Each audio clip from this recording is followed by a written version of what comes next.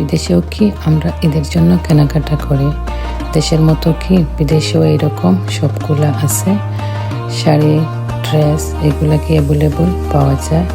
আজকে কার জন্য শাড়ি কিনলাম, কি কিনলাম, সব কিছুই থাকছে আজকের এই ভিডিওতে। আসসালামু আলাইকুম। আপনারা যে যেখান থেকেই আমার এই ভিডিওটা দেখতেছেন সবাইকে অনেক অনেক ধন্যবাদ। আশা করি সবাই ভালো আছেন, সুস্থ আছেন। আলহামদুলিল্লাহ আমরাও ভালো আছি। তো চলেন আমার সাথে আজকে দেখে নেন কানাডার সবগুলা দেখতে কীরকম হয়। তো আজকে আসছি আমার ননদের জন্য একটা শাড়ি কিনব। প্রতিবারই রমজানের ঈদের সময় আমি একটা শাড়ি দিই আমার ননদকে, আর ওনার হাজব্যান্ড ছেলেকে কাপড় দিই। তো সবাই সাথে থাকেন আর আমার সাথে এই বিদেশের সবগুলো দেখে নেন। তো আজকে চলে আসছি ট্রেডিশনাল বুটিকে, যারা মন্ট্রিয়ালে, কানাডার মন্ট্রিয়ালে পার্ক এক্সটেনশনে আছেন, আপনারা পার্কমেন্টর কাছেই ট্রেডিশনাল বুটিক, আপনারা সবাই আসতে পারেন। পুরানো স্বদেশ আছে, এই স্বদেশের সামনেই হলো আমাদের চিলেটি বাইয়ের এই শপটা ট্রেডিশনাল বুটিক। আপনারা আসতে পারেন, দেখতে পারেন, অনেক সুন্দর সুন্দর কাপড় আছে।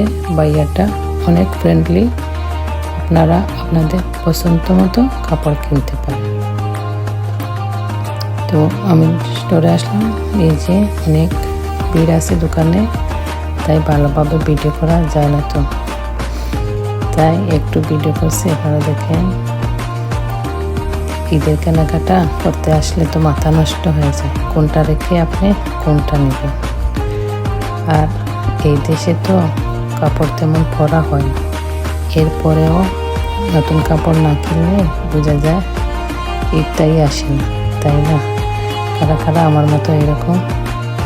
তো আপনারা এই পর্যন্ত যারা একটা লাইক দেন নাই, প্লিজ একটা লাইক দিয়ে আমার সাথে ভিডিওটা এনজয় করেন, আপনাদের সবার ভালো লাগবে।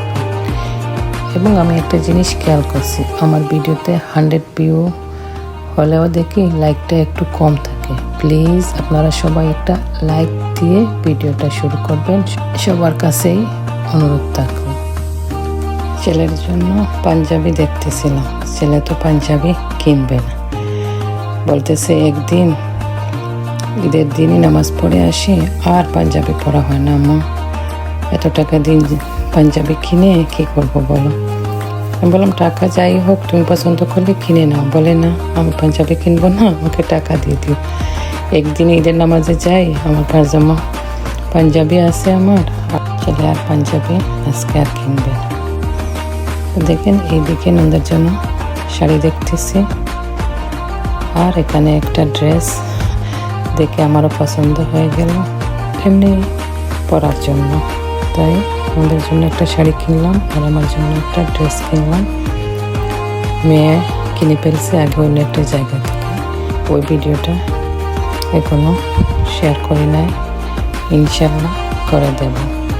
এই যে শপিংয়ের ব্যাগে অ্যাড্রেস আছে বাইদের ইউকেতেও আরও 2টা শপ আছে, আমাদের কানাডাতে একটা।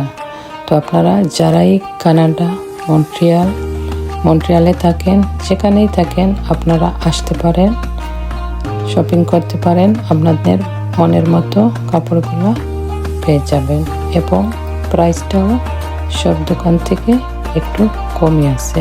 আপনারা আপনাদের পছন্দের শপিং করতে পারবেন আপনাদের পছন্দ মতো। তাই যেখান থেকেই আপনারা দেখতেছেন এই ভিডিওটা, কানাডা মন্ট্রিয়ালে আপনারা আসতে পারেন, শপিং করতে পারেন এবং অনলাইনে অর্ডারও করতে পারেন, বাইয়ার ডেলিভারিও দিয়ে থাকেন।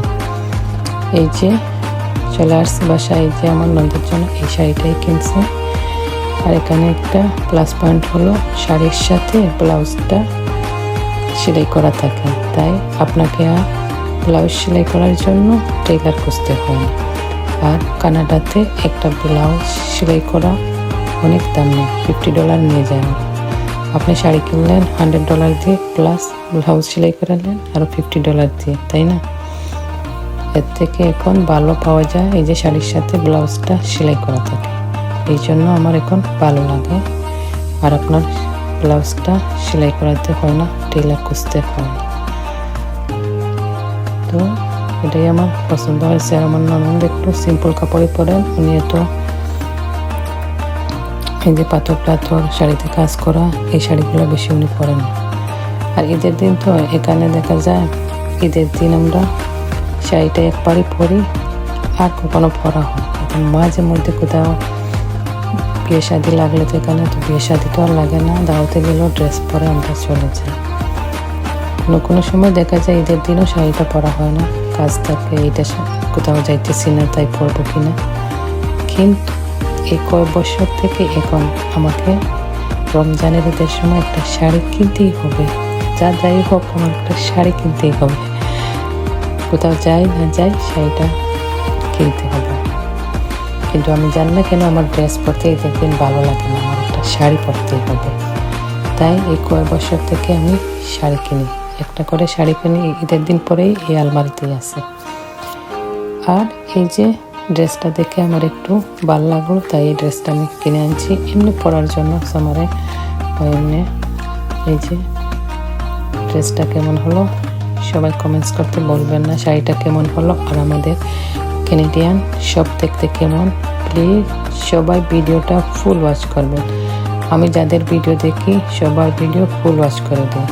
প্লিজ প্লিজ সবাই আমার ভিডিওগুলো ফুল ওয়াচ করবেন অ্যাড সহ। আমি যাদের ভিডিও দেখি সবার ভিডিও অ্যাড সহ ফুল ওয়াচ করে দিই। তো আজকের শপিং কেমন হলো, ড্রেসটা আমার, শাড়িটা আমার ননদের। সবাই কিন্তু কমেন্টস করতে ভুলবেন না। সবার জন্যই দোয়া করি, সবাই ভালো থাকেন, সুস্থ থাকেন, আমাদের জন্য সবাই দোয়া করবেন। আর আজকে আমার শপিংটা কেমন হলো সবাই কমেন্টস করতে ভুলবেন না। আর কার কার এই সুন্দর সুন্দর ড্রেসগুলো দেখে লোভ লাগছে, কার কোনটা ড্রেস পছন্দ হয়েছে কমেন্টস করতে ভুলবেন না। আর কারা কারা ঈদের শপিং অলরেডি করে নিয়েছেন কমেন্টস করবেন। জানি না কার কেমন লাগছে ড্রেসটা। আমি এখান থেকে তেমন ড্রেস কিনি না, সব ড্রেসগুলাই দেশ থেকে আসে, আমার বোনরা পাঠান। মাঝে মধ্যে এরকম গেলে যদি পছন্দ হয়ে যায় তো নিয়ে চলে আসি, 1-2 দিন পরলা আলমারিতে করে থাকলো।